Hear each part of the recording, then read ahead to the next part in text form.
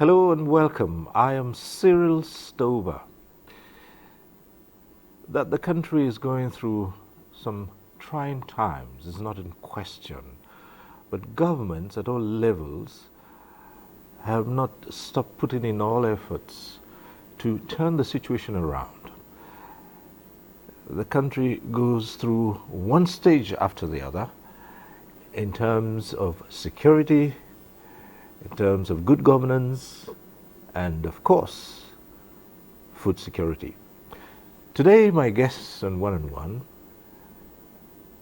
is the chief executive of one of the states of Nigeria, before now known for its peace and tourism, but which has, like some other parts of the country, suffered over the number of years from insecurity, ethnic clashes, and so many other challenges. I'd like to welcome to One-on-One Caleb Mutfwang, a lawyer who's the governor of Plateau State. Mr. Governor, thanks for being here. Thank you, Cyril. As I said in the opening, the Plateau is known for so many things, and it used to be regarded as the Europe of Nigeria, with very clement weather. And with so many things in place. But it has, like many other parts of the country, gone through very difficult times, dealing with security and so many other issues. People who were once together are almost divided along ethnic and religious lines. But let's start this conversation by asking you to give a general idea of what the Plateau is like these days. Thank you, Cyril. Plateau is still perhaps the Europe of Nigeria in terms of weather. That is God's gift to Nigeria. And I can assure you that the people of Plateau State have not changed. They are still the peace-loving people that they have always been known. What has happened in the last 20 years or so is that the state has passed through series of crises. But in the recent past, what you have had is not so much of an inter-community clash. What you have had is an insurgency. A lot of the insurgents that were driven from the northwest and northeast found themselves in the north central and came in to unleash terror on the people of Plateau State. So you can liken it to a genocide of some sort. Shortly before I assumed office, the state came under very intense pressure from these insurgents. And so you're not going to find today in the Plateau one community fighting another community. It is this insurgency that has been unleashed upon the state. But I'm glad to tell Nigerians that the situation is being brought under control. I'm glad that Mr. President rejigged the security architecture, and I can say with all sense of responsibility that the new set of security chiefs have come in with a new vigor, have come in with new strategies, have come in with sincerity of purpose, and we're seeing a de-escalation of the insecurity. The insurgents are being pushed back, and so gradually I can say that we are beginning to experience relative peace. Still reports here and there, but they are more isolated than organized. The organized insurgency is being seriously beaten back, And we had visits from the Chief of Army Staff, the Chief of Air Staff, the Chief of Defense Staff. They all came visiting. The Commandant General of the Civil Defense, the Inspector General of Police, they all came visiting.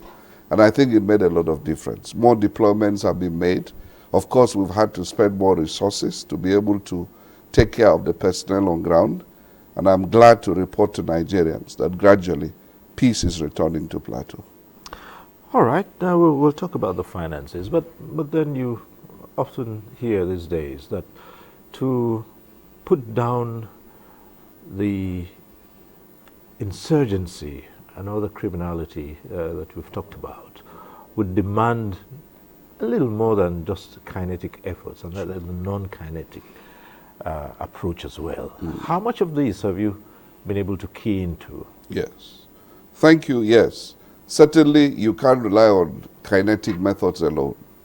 And I'm glad to also report that we've held peace meetings with community leaders at various levels, from districts to local governments, and even at the state level. I think about 2 weeks ago, we had a meeting of the Plateau Elders Forum to be able to synergize and put our minds together, knowing that we have to agree, we have to unite to be able to fight a common enemy.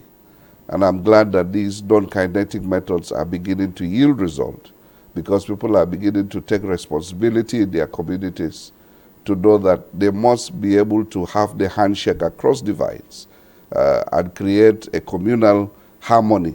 This is the only way we can ward off the insurgents. Because if a particular community is to be attacked and some people are disposed towards the insurgents, then certainly that community will go down. And so what we are trying to do, and it's yielding result, is to be able to beef up what I call both intra and inter-community relations. And I'm happy to report that it's not just government. Faith-based organizations are working at it. Non-governmental associations are working at it. Civil society is working at it. And I'm glad that we are beginning to see all hands on deck towards resolving these issues. How much of the traditional institution have you involved in all of this? Good. The traditional institutions are central to anything you do in the community. You have to take their participation for granted because they are a constant factor. At the district level, you have the district heads. At the local government, you have the traditional council. At the state level, you have the council of chiefs and emirs. And we've held series of meetings, more than probably have been held in the previous past, under the previous administration. And we've done a lot of those consultations, and they are ongoing. Right. Well, Plateau, like every other state in this country, has had to go through the throes of dwindling economy, an infrastructure deficit.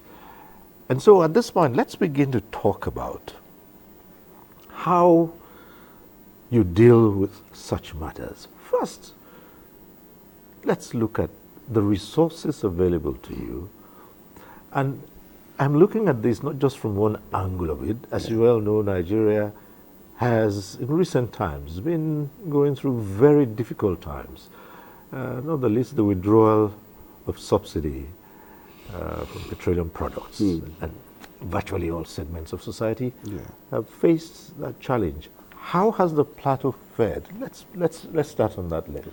Well, we thank God we came in knowing that our job was well cut out for us. We found a debt overhang of about 300 billion. We found worker salaries unpaid for about 4 months, totaling about 11 billion. And we made only 1 billion in the coffers. So it's been a challenge trying to rob Peter to pay Paul, as it were. But with some bit of dexterity in financial management, we are beginning to come out of the woods. Like you rightly observed, the removal of fuel subsidy has brought its own hardship on our people. And what we are doing, first of all, to address the issue of salaries and pensions. And I'm glad to report that we've got very far with that. The salaries, I believe, we are paying the salaries of July now. For the pensions, we are beginning to pay that of August, so that at least people can have some basic income in their pockets. In trying to address the economy, certainly we are looking at areas of investment that will reflect the economy. The plateau economy, as you know, is anchored on principally agriculture. And what we are trying to do is to be able to look at the areas where we can make investments. We are procuring fertilizers that will give our people at a discount. You have to subsidize agriculture. We are looking also of how to get improved seedlings to be able to improve, the yield on our farms. Of course, we had a setback with the insecurity. Many of our people could not go to farm this year. And so it's been one of the challenges we've had. But we are hoping that we'll be able to put that behind us, and that the next farming season will take the bull by the horn. Besides that, we are also looking at setting up infrastructure for dry season farming so that we can improve the agricultural calendar.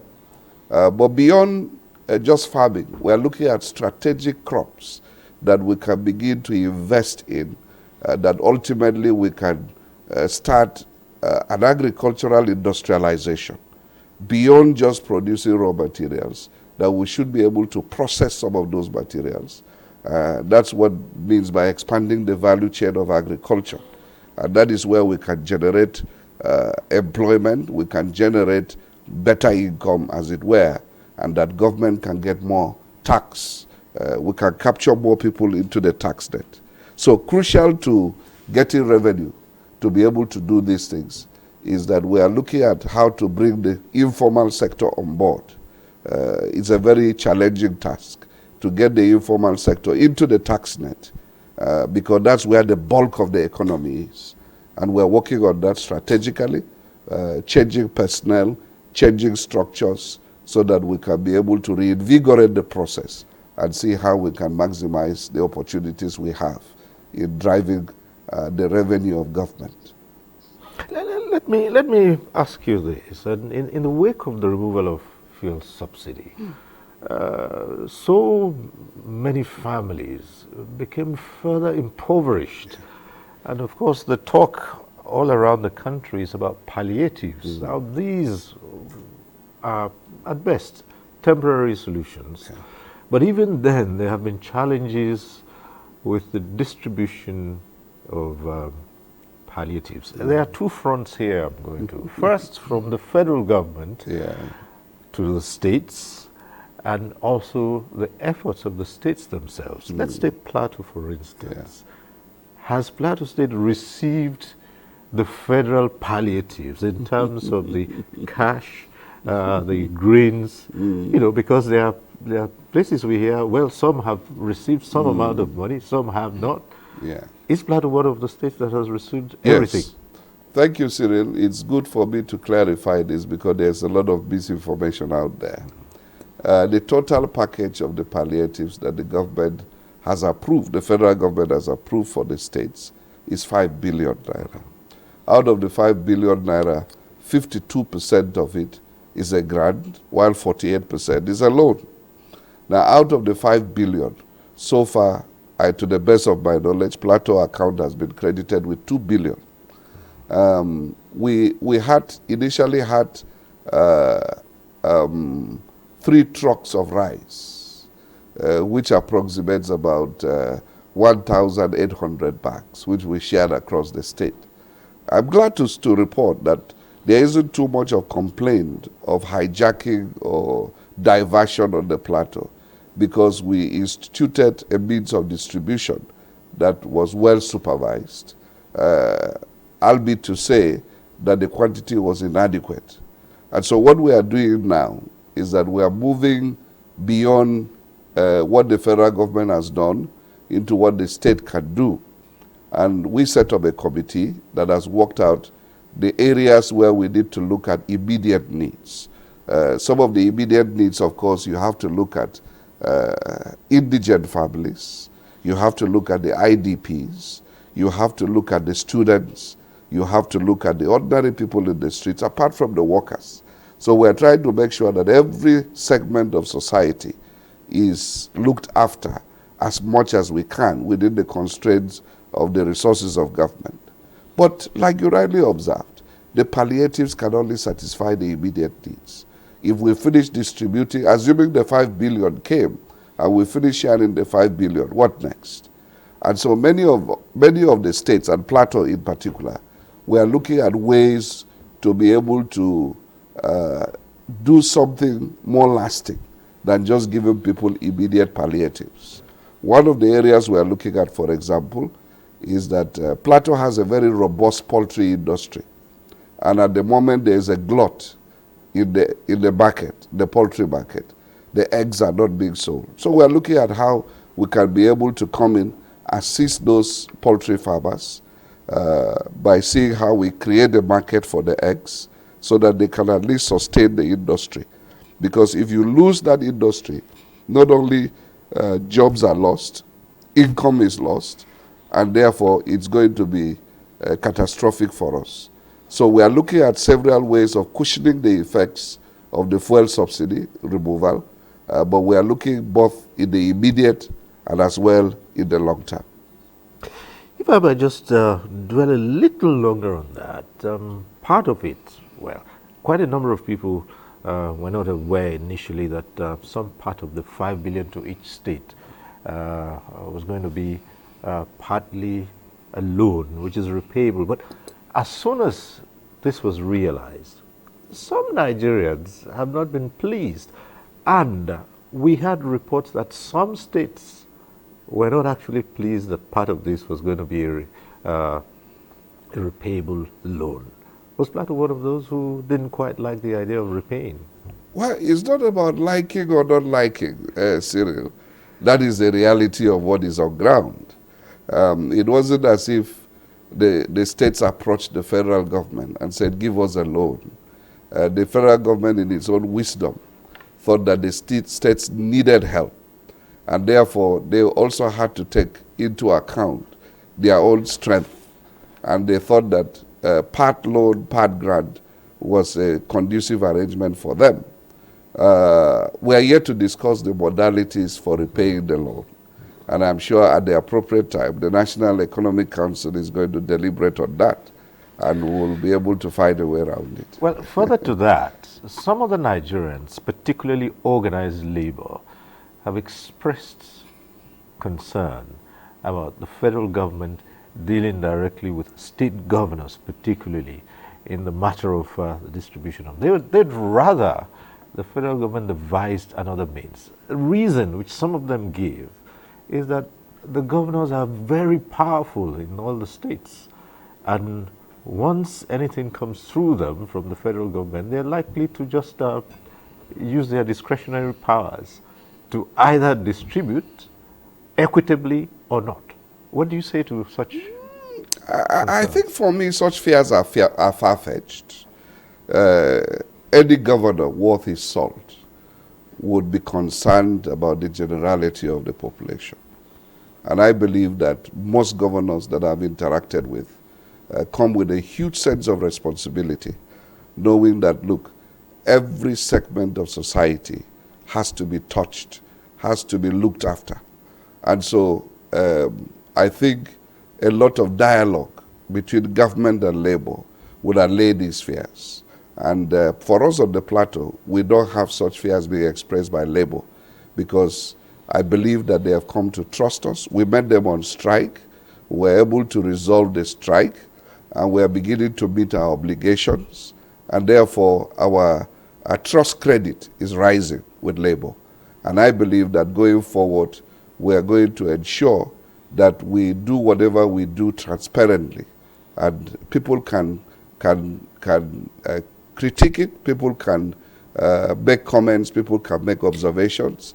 In fact, our committee that drew up all the plans of the palliatives to give includes labor, organized labor. So we have nothing to hide. We are a government for the people. We were elected by the people, and we have no reason other than to meet the needs of the people within the constraints of our resources. Well, closely tied to that, since you spoke about the issue of strikes, I know you're a lawyer, and I'm going to be very careful with what I ask the next few minutes, because it has to do with a case where the last we knew was in court. This has to do with local government administration. As soon as you came into office, local governments were dissolved, the management. And these were elected officials, and this has led to a court case. Just update us on what has happened. Okay. Thank you, Cyril, for this question. Let me clear that misnomer. Certainly no governor has powers to wake up and just dissolve elected councils. What we had on the plateau was that we came in when the 9th Assembly still had a lifetime of about 3 weeks. And the House of Assembly, which has supervisory powers over the local governments, exercised those powers. And because the local government chairman refused to comply, the House recommended the actions that we took. So we simply implemented what the House recommended. All right. Because the House is the one that is vested with constitutional powers to supervise the local governments. And I can tell you further to that what we did was in the interest of the people, because there have been massive fraud at the local governments that people were generally unsatisfied with. And I'm sure when they get to know the details that they will be seriously embarrassed. So for now, the matter is in court, so I won't comment much on it. We had the unfortunate incident where we had a little bit of misunderstanding with the police, but I think those things are being sorted out. The local governments are functioning as I'm talking to you. All right, so we'll keep an eye on that case and get more updates on Very it as well. it goes on. Thank you. But let me come to another aspect, which has to deal with improving the lot of the general citizens. And education is key to virtually everything. What is in store for improving on education in the plateau? There have been concerns over situations at the primary and secondary level of education. Thank you, Cyril. This is one sector that I can tell you in all honesty gives me sleepless nights, because the decay is very, very deep. At the primary level, you have a situation where the infrastructure has decayed, the quality of personnel has depreciated, and it's almost a vicious cycle. I don't know how we got it wrong in this country, where it is people that had the lowest scores in JAM that we send to colleges of education. And they end up being the ones to teach in the primary schools. And so you find that there is a continuous depreciation of quality at that level. And of course, it affects the secondary school level and eventually reflects at the tertiary institution. For us on the plateau, we made a very grim situation on ground. For example, the State University and the Polytechnic were facing accreditation issues that had not been attended to for years. And we had to now mobilize resources to be able to address those situations so that their licenses, their accreditation will not be withdrawn by the regulatory authorities. At the moment, we are looking at how to be able to access our unaccessed funds from the Universal Basic Education Commission by providing counterpart funding so that we can be able to have the adequate funding for the primary education level. We are doing a lot of changes in personnel. We are doing a lot of changes in terms of the funding structure for infrastructure so that we can see how we can bring life back into that sector. But it's a grim situation. At the last count, Plateau State was 26 out of the 36 states in terms of the ranking for WAEC, which means that we are far below where we should be. And our hope is that in the first 1 year, we should be able to come back at least to the first 10. and we are looking at how we can be able to improve the quality of teachers. One thing that has been lacking over the years is that training and retraining has fallen short. It's no longer being done as and when due. This we need to do. We are trying to ensure that we get some of the experienced hands that have retired to come back and see how they can inject quality into what we have. Of course, we have also tried to create an enabling environment for teachers by approving the retirement age for teachers, which was nationally agreed upon, to 65, because they used to retire like everybody else at 60. We're saying no. Teachers mature with age, and we think we can take benefit of that maturity by extending their retirement age to 65. Still on that, a number of people have suggested that in addressing the challenges in the education sector, especially now with lean resources for both state and citizens, perhaps some of the burden could be taken off parents in terms of financing primary and secondary education by making them free. Are you of that opinion as well? Yeah, the issue of free education is something that is sometimes very sentimental. You have to find money to bear the cost. Education is not free. I wish we could make everything free. But at the moment on the plateau, I'm not aware that any school fees is being charged in the primary schools. Yes, the PTA do make their contributions. But for us, we are looking at ways to even make it better. We are discussing at the moment, what can we do to alleviate the responsibility of parents? Should we be able to look at how to provide school uniforms? Should we look at how to be able to provide textbooks?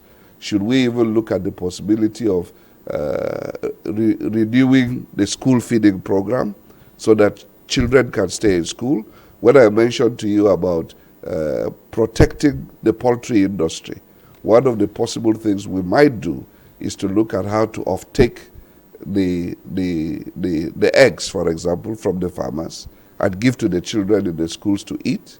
And we hope that that can improve their nutrition, because part of what is happening in public institutions is not only that the quality of education has depreciated, even the quality of nutrition that these children have when they come to these public schools is inadequate.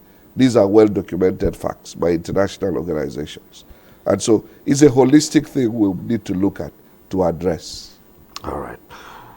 Well, at this point, we'll take a short break. When we return, there are one or two more issues we'll take up with the Governor of Plateau State, so stay with us on One-on-One. We'll be back shortly.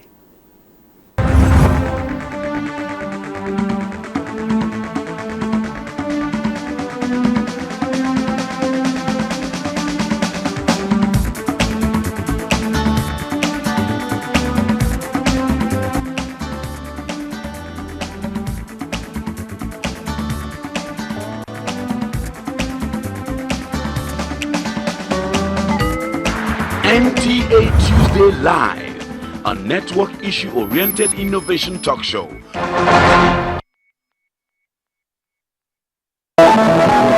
Why should we be in a difficult situation financially? Once upon a time we were rich, but we are not a rich country anymore. Disaster management is everybody's business. In all these times, the organization turned to Nigeria. We would as much want to harness the capacity that is within us so that we see how we can become self-reliant. 1 month ended and you said you are increasing warning strike by 2 months. I mean, you are incubating madness. Even if these are officials of government who have been told to go and enforce the law and they have gone against the law itself, they must be held accountable. One-on-One, Friday, 10:30 p.m. on NTA Network.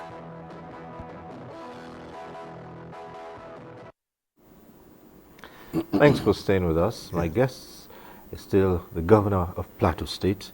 Thanks for being with us. Thank you. Right. In recent times, and I mean, just with the coming into office of the new administration at the federal level, there's been more attention to other forms of deriving revenue, especially from the benefits of Nigeria's natural resources beyond oil. Minerals development. Nigeria is rich in those. And so when these efforts are being harnessed, the plateau comes to mind, known very much. I recall back then, in the early days, one big issue about the plateau was its tin mines. So how is plateau positioning itself for this very important step of looking elsewhere? Thank you, Cyril. This is very critical to us. Like you rightly observed, in the First Republic, tin and columbite, which came from the plateau, essentially contributed a significant portion of Nigeria's GDP. And over the years, it has been left untapped. But we came in as a government, is one sector we are looking at as one of the drivers of our economy. At the moment, there's a lot of illegal mining going on. There's a lot of undocumented mining going on.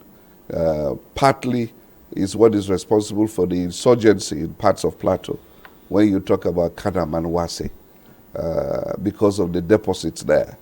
And so we are at the moment gathering information. We're at the moment gathering data. And at the right time, we want to be able to come in properly into that sector. We have a Plateau Mineral Development Company that we are repositioning to be able to aggressively come into that sector and bring value to the people of Plateau State. Of course, we are trying to ensure also that we up our game in terms of environmental safety, right, for the sake of our people. And so these are things we are looking at in that sector. Speaking about the environment, that's one area I was going to go into. From the result of these mining activities around, we've had these huge pits all over Plateau State, which pose a serious threat to life. What are you doing about those? Thank you.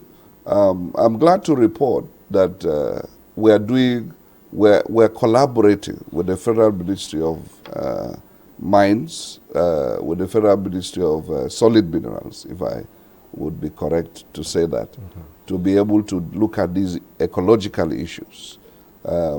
Presently, we are discussing with some foreign organizations that want to be able to help us to reposition those mining pits. And by the way, the largest number of mining pits in Nigeria is on the plateau, which has posed a lot of ecological threat to the environment. Some of them can be remedied and put to agricultural use. Some may need to be closed up. And so we are looking at it at all facets, and we are trying to collaborate both locally and internationally to be able to resolve that issue. Let me take you back, Mr. Governor, to where we started from, which had to deal with security to lives and property, in this case the insurgency, but on the other hand, communal clashes here and there, ethnic divisions, and this is by no means restricted to the plateau. It's something that has, in recent times, spread to virtually all parts of Nigeria. And people have talked about the old days when kith and kin, diverse groups lived together in peace. And what is the way to getting that back? And again, part of this was thrown up there in the politicking, the build-up to the last elections. Elections are over, and people are getting to work. What can be done to reunite the various peoples, those who have been hurt by the activities of one set to the other? Well, thank you, Cyril. You have to put this in proper context. Like I did say at the beginning, that on the plateau we do not have so much of communal clashes.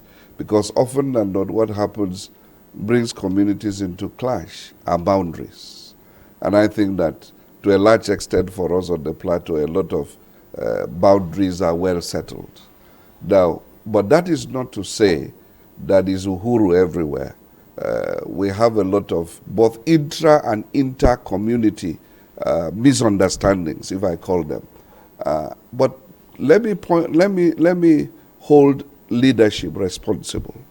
That where you find a divided community, often than not, it boils down to leadership. Where the leadership has a trust deficit, the leadership is not fair, the leadership is not just, it's not equitable, you're going to find that people begin to promote these divisions. For us on the plateau, we came on the plank of trying to govern justly, trying to give everybody a sense of belonging, inclusion, not just across ethnic and religious divides, but even looking at the other segments of society that are disadvantaged. The women, for example, the disabled, for example. These are sectors we are trying to see how we can give them a voice within the context of governance. And so it's a process. It's not an event. And I believe for us on the plateau, we have begun that journey. Women, you said, this group segment, it reminds me of the key segment in the country today, the youth, which a huge population and the agitation that there should be more youths in leadership positions. And a lot have said, so many people have said this cliche about tomorrow being for the youths, it doesn't hold. It has to be now because they never get. What are your views on that, and how have you been able to incorporate both women and youth into governance positions? Thank you, Cyril. We believe in walking the talk, and we believe seriously in youth empowerment. What we did on coming on board, we've just constituted our cabinet, and a good number are youth, and a good number are women. My deputy is a woman, and we are making sure that women are well positioned. For example, when we were looking at the new set of local government administrators, we said the secretaries should all be women. That, of course, needs a political will to enforce, because others will be displaced. And we said for others that will come into the administration at the local government, we are looking at people below 40. There has to be some affirmative action if you're going to bring the youth into the leadership space, because it's not as if the older generation are tired and willing to go away. And so it's always a delicate management at any point in time. But I believe on the plateau we are beginning to walk the talk, and as we get along, we are going to make deliberate efforts to make sure that these disadvantaged groups are brought on board. And you also talked about people living with disabilities. Absolutely. A number of them have raised concerns about not being well represented in many aspects across the state, even at federal level. What is the plateau like on this? It's a question of deep concern, but I can tell you that we are deliberately looking at that. My director of research, for example, is a very good old friend, an old classmate who lost his eyesight, but we know that his brain is functioning very well, and we brought him on board, gave him that position because we know that he has the capacity to deliver. Those are the kind of deliberate choices we are making. But we don't just want it to be mere tokenism. We are looking at how to also be able to improve the quality of life of some of these disabled people and make sure that they are able to find their space within the sphere of life. Certainly, you would need the resources to do that, and so it brings us back to the question of your IGR. There is currently in position a presidential committee on fiscal policy and tax reforms. One of the key issues that have been raised over and over again is the matter of multiple taxes. And states are seen as the most guilty of all those who impose all kinds of taxes, especially at local government level. Movements of goods from one place to the other attracts all kinds of fees and levies. How do you intend to deal with that? Yeah, thank you. On the issue of tax administration, I can tell you there are many lapses, there are many overlaps, there are many abuses. One of the things I did, I believe exactly about a month ago, was that I abolished the arbitrary collection of taxes on the roads, which you find that the local governments always collaborate with some so-called consultants to be able to do that. And so we've abolished that. We've brought in some better professionalism into tax administration, and we are looking at how to even be able to look at the legal framework and improve the legal framework for tax administration. Our target is that in the next 6 months, we should be able to correct some of those distortions. I told you earlier about bringing the informal sector into the tax net. It's a very difficult one. Because it's not highly organized. But we are looking at how to be able to organize it. We are looking at land reform. We are looking at town planning reforms so that we'll be able to get more revenue. At the moment, you find that a lot of slums are going up in the cities. We're trying to put order so that we can be able to now remedy those situations by which, the cause of which, revenue will come into government. We block the leakages, we improve the collection system, and so on and so forth. But that would not necessarily amount to increased taxation. It's just expanding the net, those who come into it. Yeah, it will. It certainly will impact on the volume. It will impact on the volume. But to your question about multiple taxation, we need to simplify.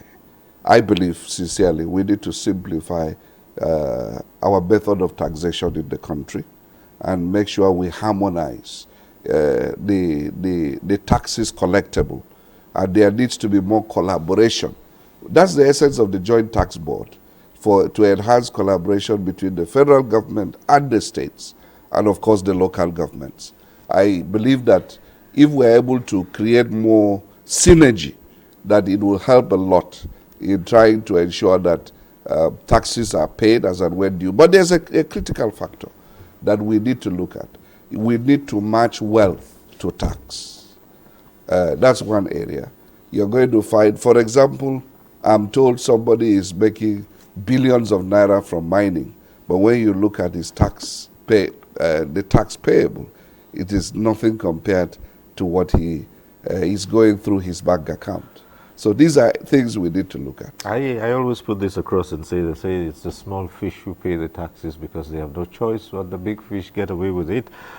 So would you support tax exemption from a category of people who, of course, are virtually living on the borderline? That's a very delicate one.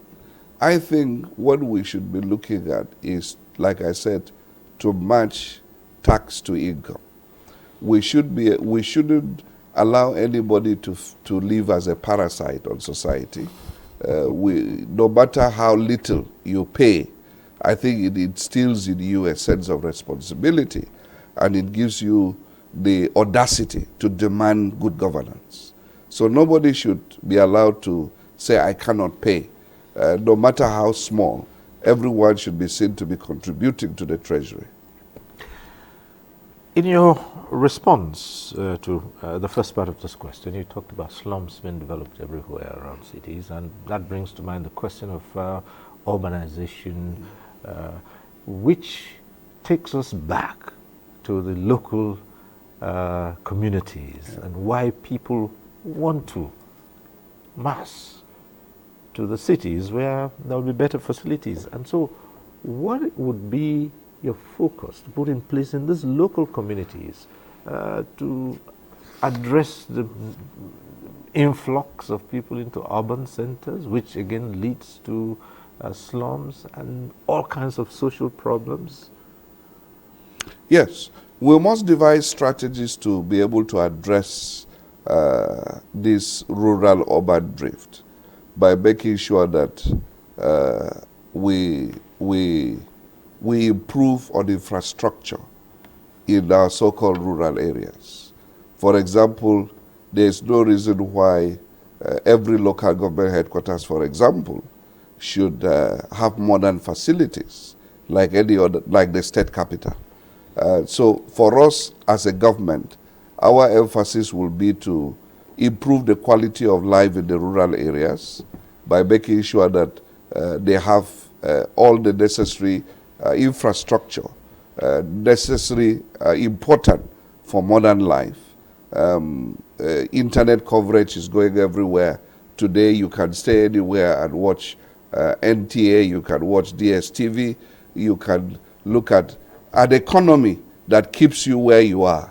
And for example, in my state, a lot of the local governments have the potential, the economic potential, to retain their population. But in trying to do so, we want to ensure that they also have access to modern amenities that improve the quality of life. So this is the focus we are having under this administration. We want to discourage people coming into the state capital, for example, because everything you need, you can be found in your local government headquarters, and even beyond your local government headquarters to some of the districts, you know. So once people get this sense that I can operate from anywhere, I believe that the temptation to want to move to the developed cities will be discouraged. And therefore the slums, we will need to look at how to bring some order in the chaos we find in the cities, which is what we are trying to do at the moment. It's going to be a painful one because it will involve some demolitions. It will involve some but that's always a sore reconstruction. point, because when you would have to pull down structures, that would further squeeze. It's the inevitable. But what we're trying to do in line with the United Nations population program is that we wouldn't go about demolishing people when they don't have alternatives. We must put a human face to that. And some of the people develop their houses in those places because of failure of governance. And I don't think they should be punished. Rather, we must find a way to be able to bring them in compliance with what is good for society and help them to be able to live thereafter better lives. But you must deal with the criminality. There are criminal aspects that must be dealt with because some people have become land speculators and they go about, you know, creating some of these slums. And if you allow that criminality to go on, then society will not know the boundaries. Well, as we prepare to wind down this discussion, let me go in this direction. It's often said that politicians come up with lofty ideas and espouse such when they seek office, but they hardly match the promises, and this is across the board generally, with the actions they undertake to do. Have you set yourself targets and timelines? Sure. I think this is a generalized question, but even within the context of politics, I believe that there are people who have served in government, their politics, that have been applauded because they met expectations. In some few cases, they exceeded expectations. Because again, you must recognize that resources are limited. And therefore, you can only govern in accordance with the realities of the times in which you govern. But let me reassure the people of Plateau State that we have come with a sincerity of purpose. We have come with a determination to change the narrative.